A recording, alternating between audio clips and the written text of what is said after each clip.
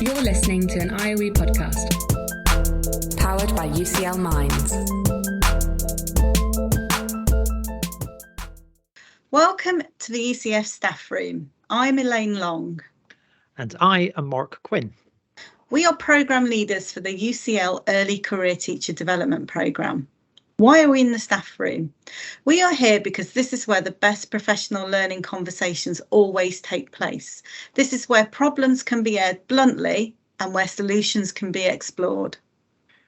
Over the course of this series, we will hear the voices of different colleagues as they come into the ECF staff room. We will hear from early career teachers themselves and from the mentors and induction tutors who support them. We will talk about all things ECF, the challenges and the joys. So why don't you enjoy a coffee with us, perhaps even grab a biscuit and sit down to half an hour of ECF staff room chat.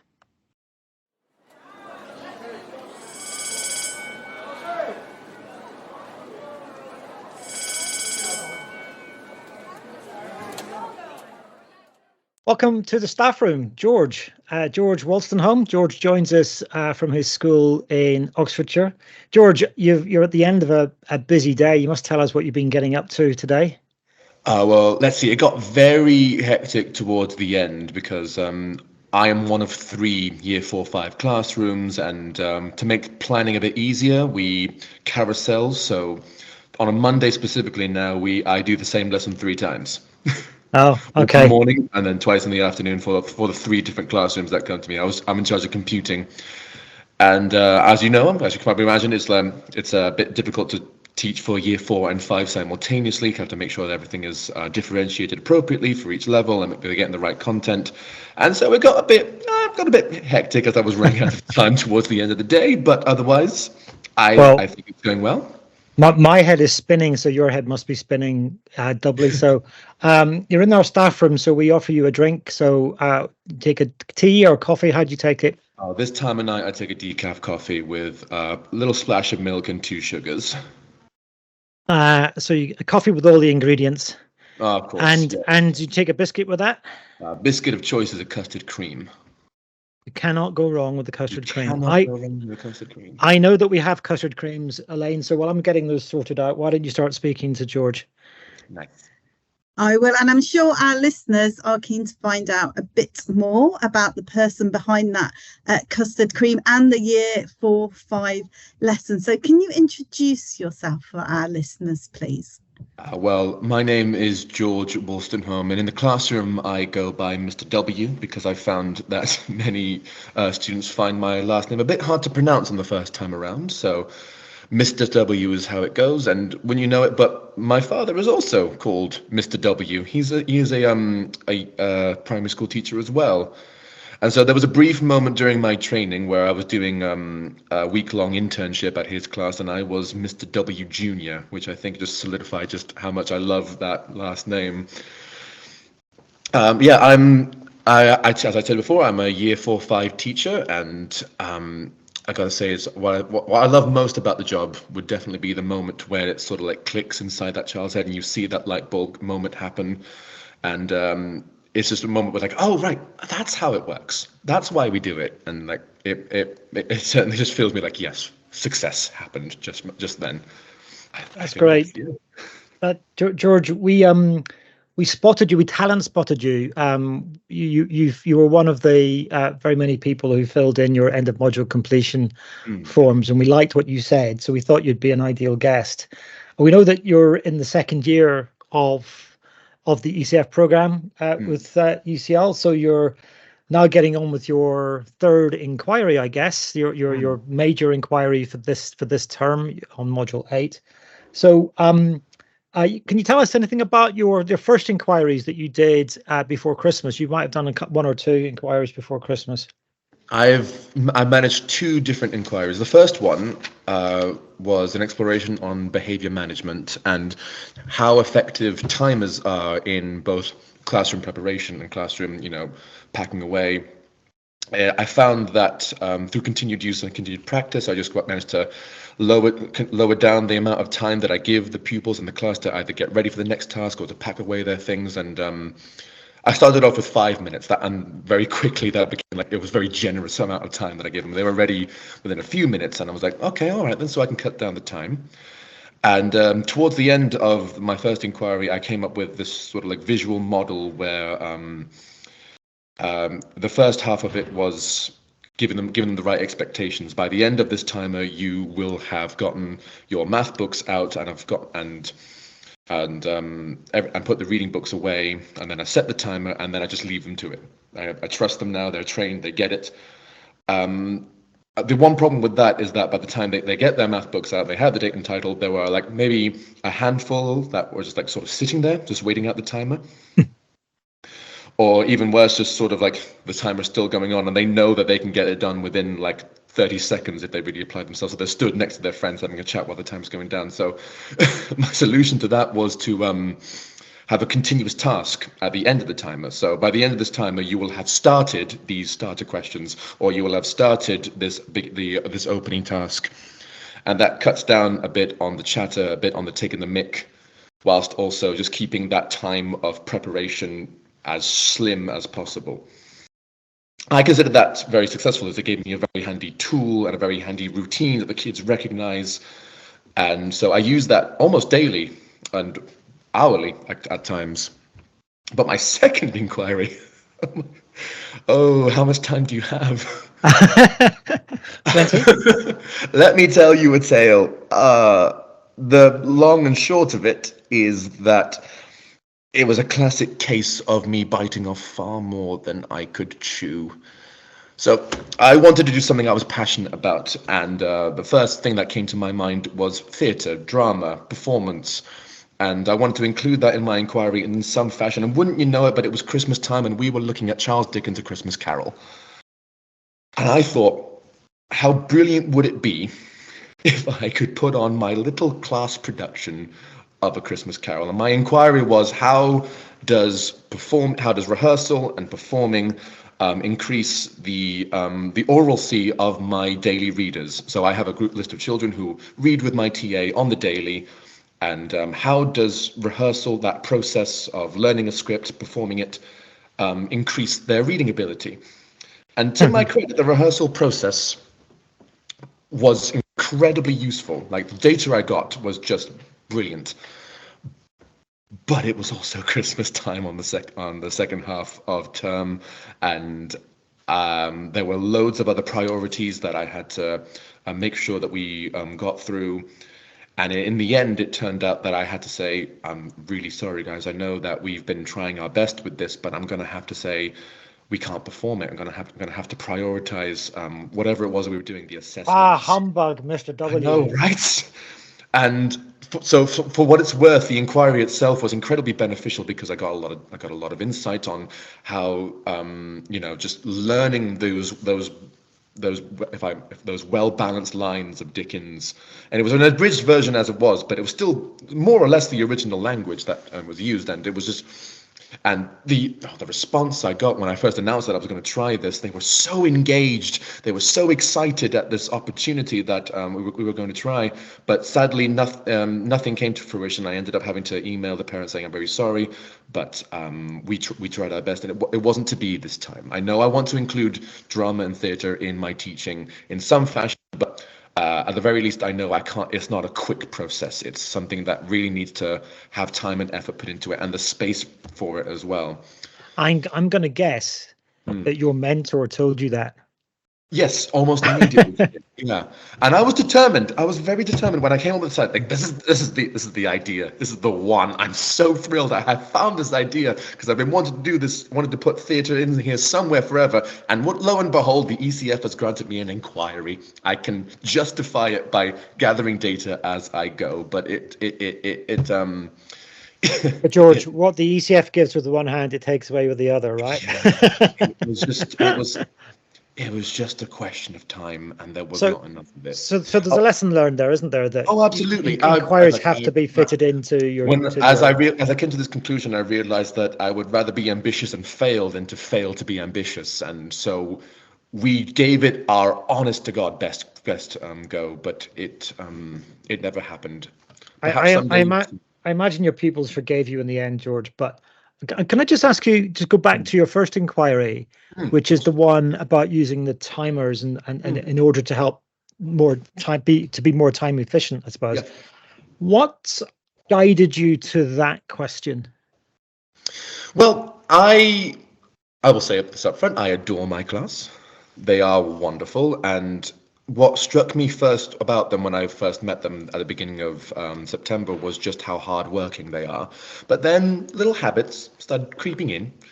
Little habits such as, because I'll say date, title, starter, and they'll do it. And some of them will do it really fast. Some of them will get ready really fast. And then the habit is that they start to chat. Now, I forgive them on this because sometimes I'm not quick on the draw when it comes to starting the inputs, and I need to make sure that, but that's what the time was for, is providing structure. So when I arrived at this inquiry, I knew that if I can narrow that time down to as small a time as possible, which more or less is around 3 minutes, depending on what I need them to do. But 3 minutes to date, title, starter, we begin.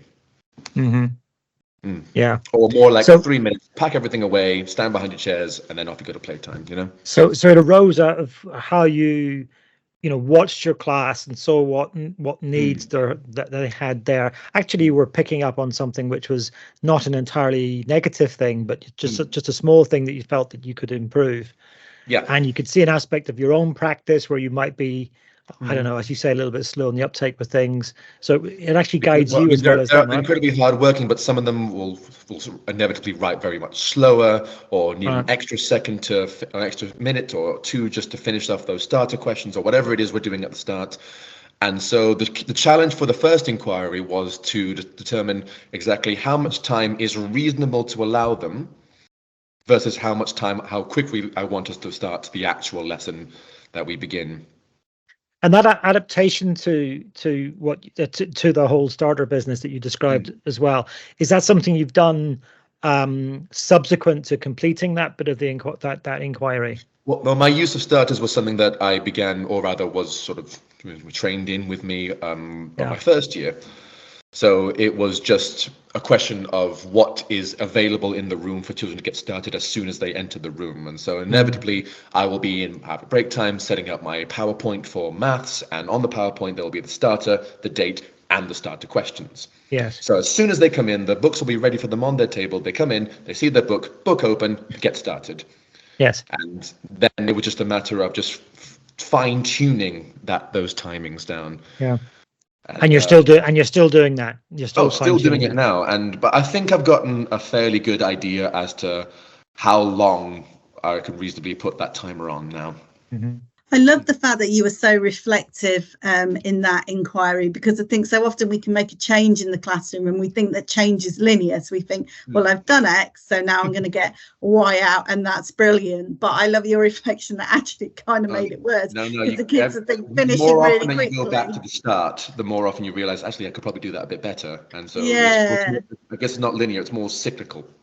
Yes, yeah. So I like that. It's kind of iterative loops. And then I like the fact they've got a continuous activity. Because the thing I was thinking about as well was there might be children that take a long time or find it more difficult to write the date and the title. And you wouldn't want them to feel sort of singled out, but having a continuous task kind of solves that problem if they go straight on to doing it. It allows those who would finish start or the time and the date and title, who finish it quickly to have something to do continuously while the other ones catch up, and then we all start the lesson together. And it's a small thing, isn't it? It sounds like quite a small thing when we're describing it, but actually getting those habits and routines right in your classroom are a massive thing. Yeah. I always found for your well-being. Subtle but noticeable, very much so. Like it's like you can't help but feel like, yeah, everything is going according to plan, even as different children will reach that point, separately. And I guess it buys you that well-being at the start of the lesson as well. If you need to move around with something, if students are in that routine, it means, you don't have to start your lessons like, some of my lessons started by saying, will you be quiet? And sort of just get on with it. Obviously, I never did that as a teacher, but I've heard some teachers did.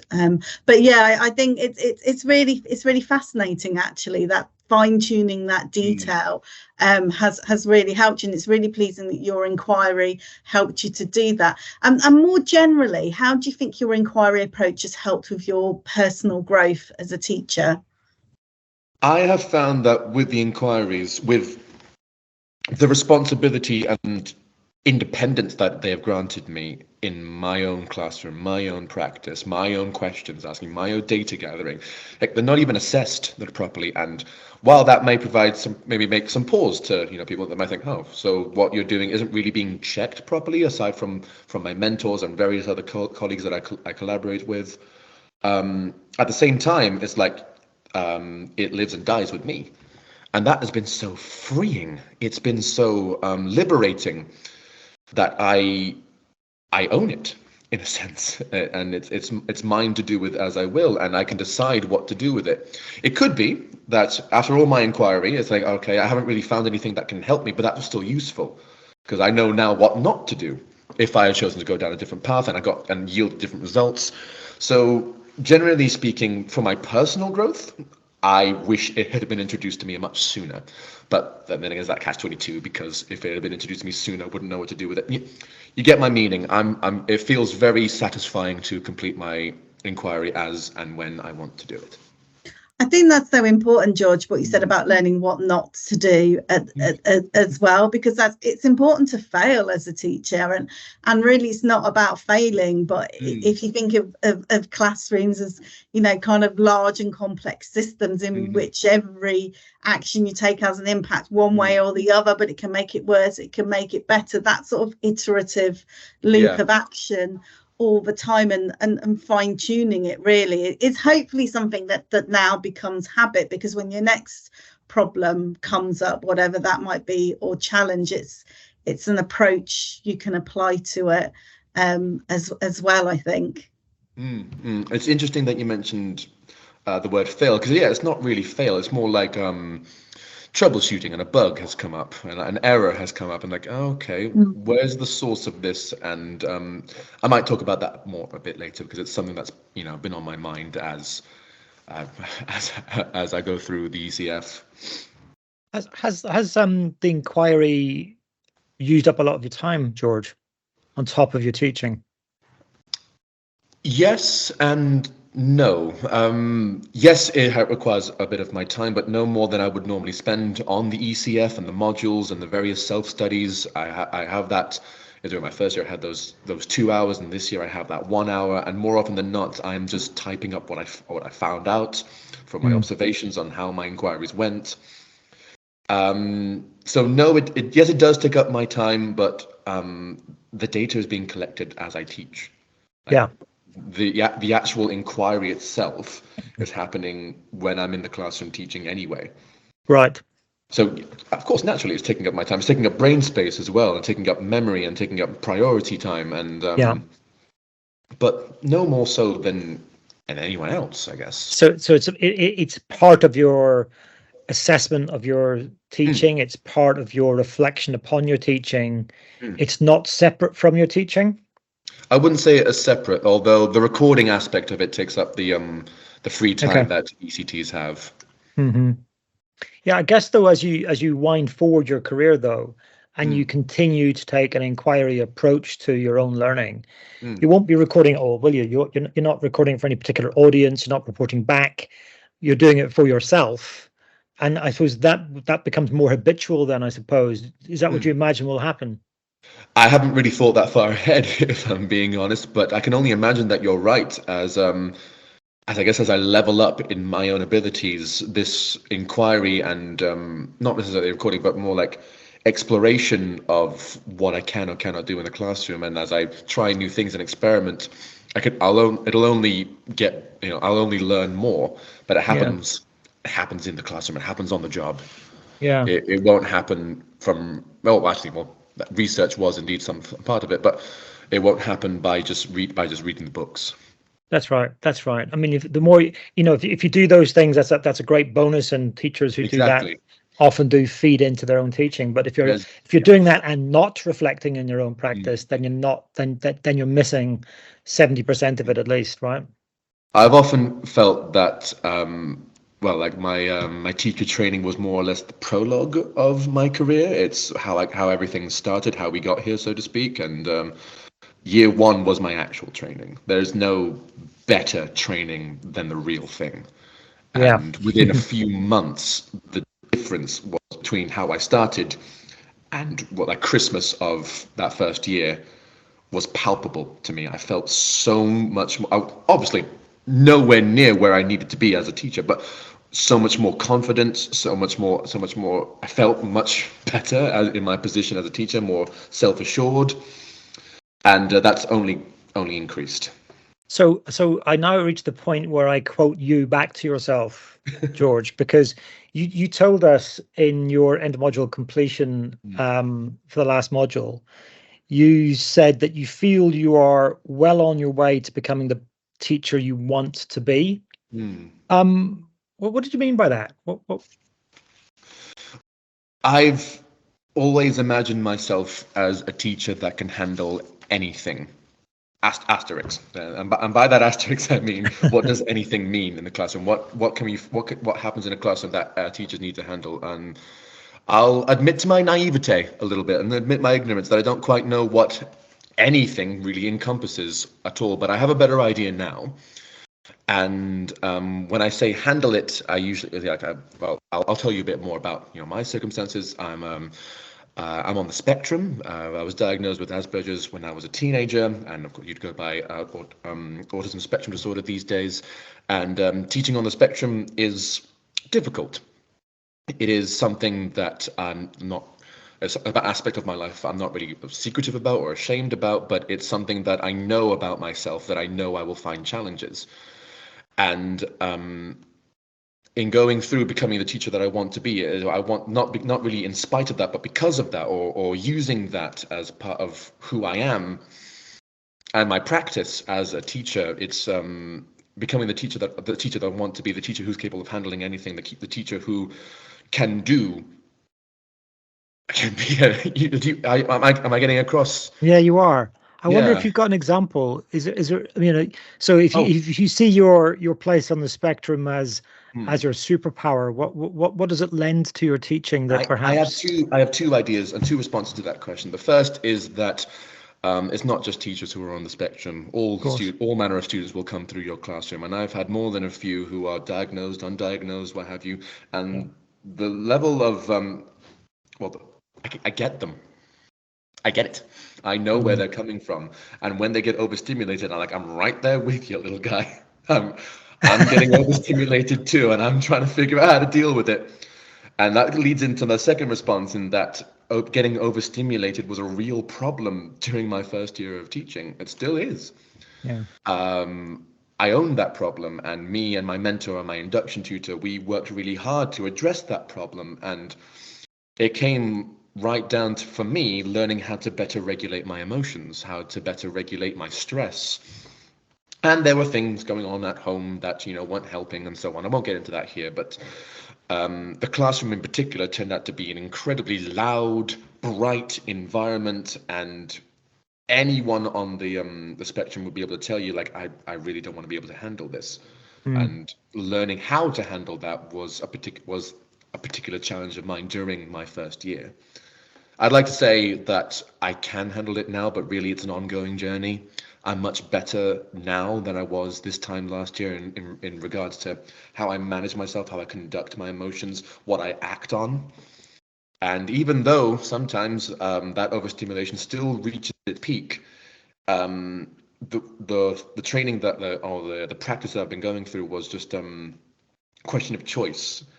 There's a moment between stimuli and response, and that moment is choice. What do you choose to do? What do you choose to act on? And sometimes that choice is take a breath, turn to your TA. I need 5 minutes. I'm going to get a glass of water. I'm going to try and regulate my emotions, because if one of my pupils is allowed to step outside to regulate, why can't I step outside to regulate? And because I can do that, because I can recognize the signs of overstimulation and choose to do something about it, it's meant that my classroom demeanor, the atmosphere in which that I try to create in my classroom, is altogether just way more welcoming and inducive of success and learning. That's really, really interesting, George. I wonder if you can say, or if you've thought about what all the different ingredients which have helped get you to this point 12 months on from where you were. And because you've mentioned your mentor and your induction tutor, so there's obviously something going on in your school and the relationships you have with colleagues in your school, which is... Oh, absolutely. Yes. Okay. This is going back to what you mentioned, Elaine, about the concept of failure. And I don't particularly enjoy using that word, but I'm going to use it in lieu of anything else, because what's the support I have here boils down to one element that I rather adore about this school. I am allowed to fail. I am allowed to get things wrong. I am allowed to mess up, because my mentor, my colleagues, and my induction tutor, my head teacher, they're all brilliant, and they say, George, not gonna lie, you might have messed this up. I'm not gonna sugarcoat it. This is not what we want. You need to be much better than this. But we're gonna help you get there. Okay, this is what you do next. And then the plan starts between all the different moving parts in the staff and the school. This is what you need next. This is what you're going to need to do. Make sure you have this ready. And then with that level of just systemic support from everyone, that was probably the key ingredient in being able to overcome not just the challenges of overstimulation, but all of them, all the issues that I may or may not have undergone throughout that first year. This is kind of what we know, Elaine, isn't it? About the importance of leadership and culture. Do you want to come in there? Yeah, I was just going to say it's so great to have more neurodiverse teachers in teaching, and we know that schools haven't always traditionally been very good at supporting that. So I'm so pleased that your school sounds like it has. That's really inspirational, and you can already see the impact that's having on some of your pupils when you say you understand them. So that that's a tremendously inspiring thing. But I was going to ask a question more generally, really, about what you think schools and educational leaders and policymakers should be doing more of to support the inclusion of neurodiverse teachers in schools more generally. It's even speaking generally, it's a very difficult question to sort of hone in on and find the correct answer, because everyone's experience with neurodiversity is going to be different. I am somewhere on the spectrum, and I recognize myself as on the spectrum, but there have been times where I have to remind people that I'm on the spectrum, and my ability to mask my symptoms is, I'm quite proficient at it these days. It wasn't always when I was growing up, but these days it's something I have to remind people of. Yes, I'm autistic, and you're going to have, and that's something I'm working on. It's something you have to be aware of as I try and work with other adults in the industry. But speaking more generally to support neurodiverse, I guess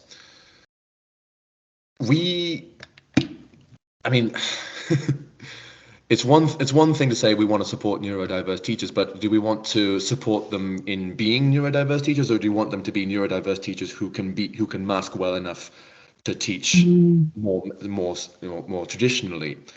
And that's where the rub is. Do we want that or do we not? And for me, it's always been a case of I've always been able to do what everyone else can do. How I do it is the question. So the question isn't what can we do, but how can we do it? And it does often come down to the fact that, we have ways of thinking, ways of working that may be outside of the norm.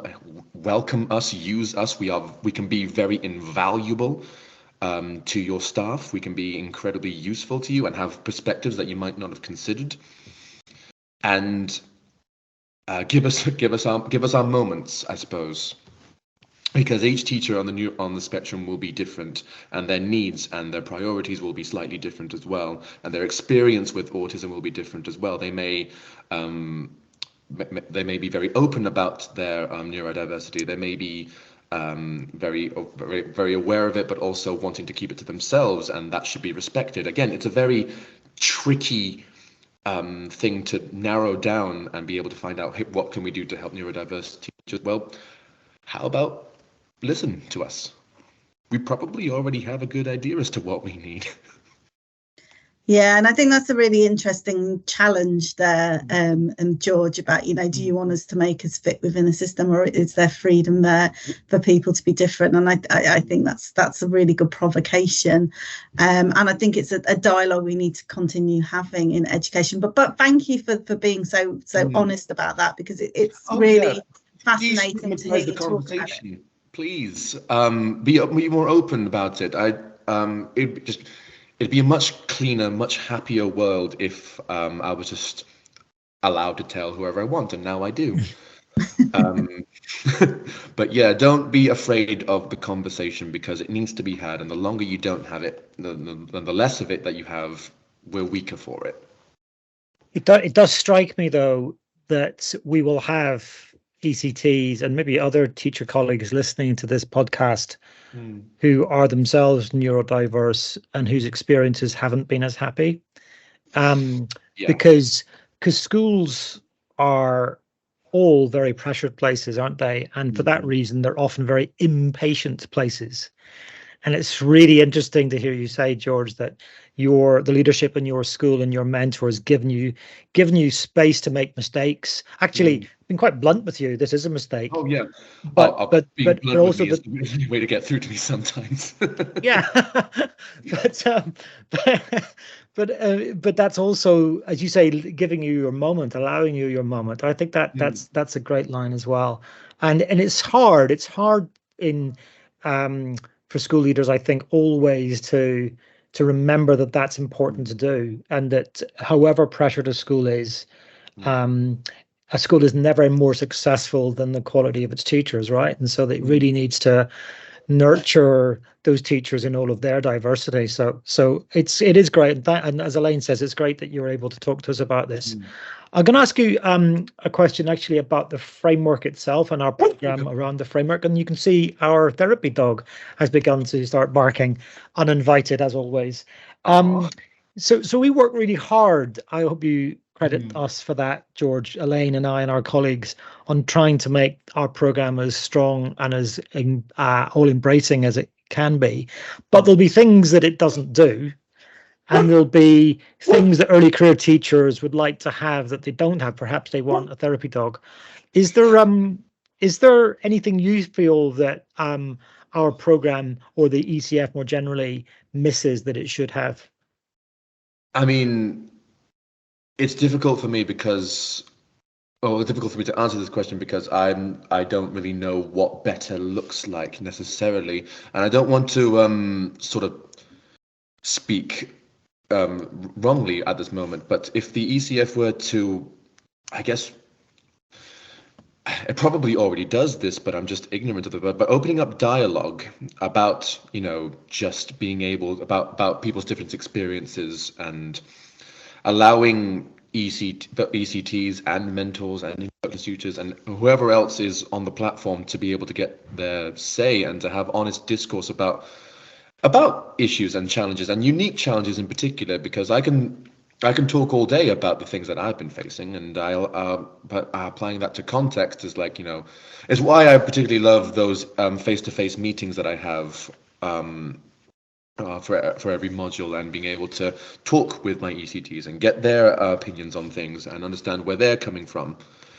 and not make sure that my experience is so insular, because as you so rightly said, my experience was altogether a very happy one, altogether a very positive one and a productive one, but there are probably scores of teachers, both on and on the spectrum, whose experiences are very different from mine. And what can be learned? And at the end of the day, school is about learning. So what can I learn from their experience? What can they learn from my experience? What can my head teachers learn from their head teachers? What can their head teachers learn from mine? And having discourse between everyone will be just largely so much more beneficial. There is a function for that actually on our Extend platform, but it's not something you've missed. It is something that we disabled. Because we in the very early days of our program we had discussion forums, but we did bluntly, we shut them down because if you can remember, George, when you first enrolled yourself on our program, there are many things you didn't know about the program, and many things you didn't understand, and you would have been one of, 100% of people didn't understand stuff, and there were lots of people were asking questions in the discussion forums. And actually, perhaps what you didn't realize is that if you post a comment in the discussion forum, everyone gets it in their inbox. Oh. And so we decided we actually had to shut that down because people were getting far too much, and a lot of it was disinformation or people asking questions that other people should have known the answers to, that kind of thing. But that doesn't mean we couldn't investigate it itself. And certainly the idea, Elaine, of having themed discussions that somehow people can opt into, that would be a great innovation. I think it's a good challenge for us, and I think perhaps the online forums it's quite a terrifying amount of freedom, and things could go wrong, but providing opportunities for more structured dialogue online about certain problems and challenges people might be facing, or themes that people could opt into with someone there within a few hours to curate it, a leader at UCL, and perhaps even some sort of suggestion board, so people could suggest what they want to see on there, or what they want to talk to other people about. I think that could be really interesting, because we do have such a vast and powerful network that there is that potential there for dialogue. You are right, George. It's a good challenge for us. I will say that it was brief, and I unfortunately don't really keep in contact anymore, but there was a short while where I was in contact with other neurodiverse teachers, and we just, it wasn't so much as looking for advice, although sometimes we did bring up concerns in the classroom and ask how we dealt with it, but it was just talk. And I think it wasn't necessarily collaboration, but it was just teacher talk, and as if we were sitting down in the staff room just talking shop like we are now. This kind of discussion should be happening, just day to day with people. Yeah, maybe you're right, George, because Mark and I always talk about the power of the staff room, hence the title for this podcast, and the staff room being where the most powerful professional development can take place, like you said, through casual conversations, mutual support for each other. So maybe there are ways of us thinking about staff room chats, or opening the staff room, at different points for people to come in and talk about different things. You've done our job for us tonight, George. Thank you very much. You may have given yourself an extra job as well, George, because I think Elaine and I are probably going to chat about this in the office tomorrow.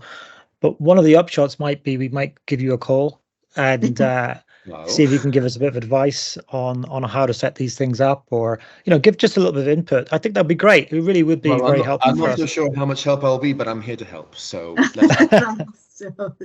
well, before Mark's therapy dog gets too overexcited because it wants his tea, we give every guest on our podcast a post-it note to write some advice on, and you can write whatever you want on your post-it note, and you can stick your post-it note wherever you want. So I'm going to pass you the post-it note, and I'd like you to tell us what advice you'd like to write on yours, and where would you stick it? Okay, well, in this hypothetical staff room of ours, where people of teachers and teaching assistants of all walks of life are coming through to have chats about the things that need to be chatted about and hopefully gain understanding, I would like to leave a small little post-it note for everyone who walks through. Hopefully people will watch it or be able to read it, and it just says something very simple. It just says, be a bit forgiving of yourself, please. I think it's important that, this idea of pressure, you mentioned it earlier, and how schools can be a very pressurized environment. And I really think that on every level, from school governors to everyone, or to head teachers, to teachers, to teaching assistants, to students themselves, we just need to be a bit forgiving of ourselves and let ourselves off the hook every now and then. Just take the pressure off. It's a bit of a silly one, if you ask me, but it's something that I really think that we need to be better at. I can hear a bell ringing, George. I don't know if you can, and that's telling us that we've got to forgive ourselves a little bit and let ourselves go home. George, it's been really, really delightful talking to you and listening to you this afternoon. I do mean that. I hope you enjoyed your decaf coffee and your custard cream. Good luck with the rest of this week. Good luck with the rest of this year. Good luck with any inquiry you develop for this module. Enjoy those children that you love so much teaching. And say hello to your mentor and your induction tutor for as well, because they're clearly doing a great job too. Thanks, George. It's been an absolute pleasure. Our thanks go to George Wolstenholme from St Ebb's Church of England Primary School in Oxfordshire for sharing a decaf coffee and a custard cream biscuit with us this week in the ECF staff room. Please do get in touch with us if you'd like to chat with us about your ECF experience. In the meantime, do join us soon for a biscuit and a chat with another colleague in the ECF staff room. If you've enjoyed this episode, there's more where that came from. Search IOE Podcasts from wherever you get your podcasts to find episodes of the ECF staff room, as well as more podcasts from the IOE. And a quick favour before you go. If you're listening on Apple Podcasts or Spotify, we'd really appreciate it if you could give the IOE podcast a rating.